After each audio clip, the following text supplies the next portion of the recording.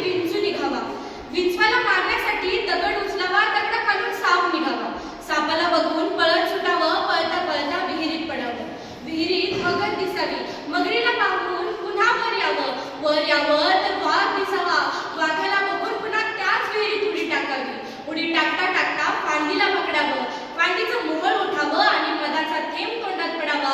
याचप्रमाणे छत्रपती शिवाजी महाराजांनी स्वराज्य स्थापन केले. अन्नाच्या भुकेत विचारांची भूक येऊन मिसळली की क्रांतीची सुरुवात होते.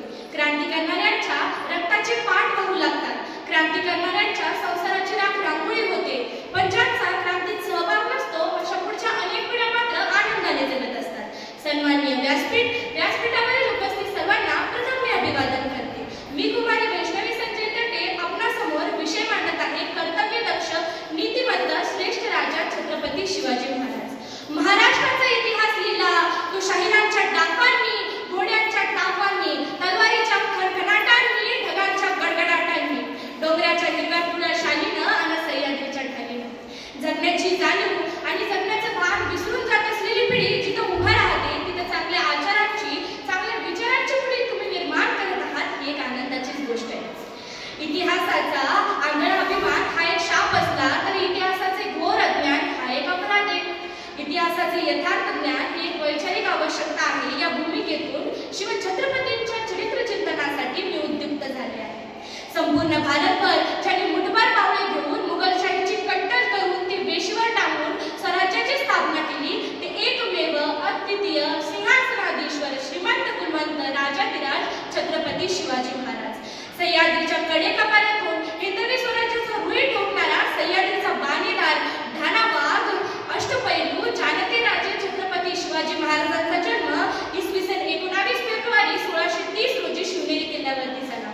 अरे अंधार होत चालला तर दिवा पाहिजे, अरे अंधार होत चालला तर दिवा पाहिजे, माझ्या देशाला शुभांसारखा युवा पाहिजे, माझ्या देशाला शुभांसारखा युवा पाहिजे.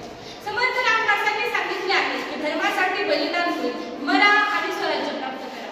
हे वचन त्यांनी अनेक भक्तांना ऐकवले, पण ज्यांनी हे पूर्णरूपात साकार केले ते एकमेव म्हणजे छत्रपती शिवराय.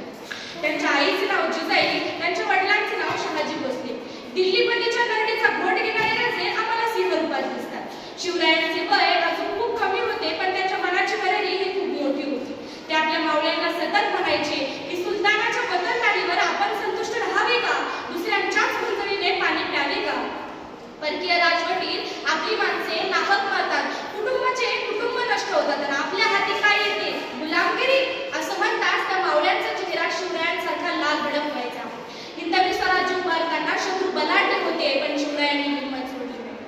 काळ कठीण होता पण त्यांनी स्वाभिमान सोडला नाही. औरंगजेबाच्या बाजूने लाखो लोक होती पण शिवरायांनी न्यायाची बाजू सोडली.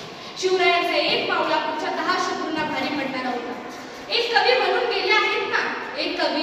गेले आहेत ना की 65 किलोची तलवार दाखवतो त्याचं नाव येसाजी, 65 किलोची तलवार दाखवतो त्याचं नाव येसाजी, 2000 शत्रूंशी एकटा झुंजतो त्याचं नाव बाजी, हात तुटला तरी शत्रूंशी झुंजत राहतो त्याचं नाव तान्हाजी, 8 तासात घोडा दिल्लीवरून पुण्याला घेऊन येतो त्याचं नाव संताजी, शत्रूंच्या छावणीत घुसतो आणि छावणीचा मुकुट तोडून आणतो त्याचं नाव धनाजी, ढाण्या वाघाला सामोरे जातो आणि त्याला उभा पाडतो त्याचं नाव संभाजी आणि या सगळ्यांना एकत्रित घेतो आणि स्वराज्याचे तोरण मारतो त्याचं नाव शिवाजी. व्हिएतनाम हा असा एक देश आहे ज्याने हिंदुस्थानाकडून जी प्रेरणा घेतली त्याचा एक इतिहासच आहे. व्हिएतनाम आणि अमेरिकेमध्ये 20 वर्ष युद्ध चालले. अमेरिकेला आता वाटू लागले की व्हिएतनामला पराभव करण्यासाठी आपल्याला खूप काही कमी दिवस लागतील किंवा काही तासातच हे करणं शक्य होईल. पण अमेरिकेचा हा विश्वास खोटा ठरला. शेवटी विजय झाला तो व्हिएतनामचाच. नंतर पत्रकारांनी व्हिएतनामच्या राष्ट्रपतींना या विजयाचे रहस्य विचारले. तेव्हा राष्ट्रपती उद्गारले की सहज आहे, आम्हाला अमेरिकेसारख्या महासत्तेला हरवणं हे काय आमच्या देशाला शक्य नव्हतं. पण युद्ध काळामध्ये एका शूर राजाचं चरित्र आमच्या हाती लागलं ज्याच्यामुळं आम्ही आज हे युद्ध जिंकू शकतो. एवढंच नाही तर ते हे पण म्हणले की हे जर थोर राज्य जर आमच्या देशात जन्माला आले असते ना तर आज आम्ही देशावर जगावरती राज्य केलं असतं. त्यानंतर राष्ट्रपतींचा मृत्यू झाला. राष्ट्रपतींच्या मृत्यूच्या अगोदर त्यांच्या मृत्यूपत्रात असे लिहिले होते की माझ्या समाधीवर पुढीलपैकी हे वाक्य लिहिले जावे की इथं एक शिवरायांचा वीर मावळा समाधी आणि हो मित्रांनो, आज ते वाक्य तिथं लिहिलेले नाही. असे आपले शिवराय होते. शिवरायांची कारकीर्द ही खूप मोठी होती.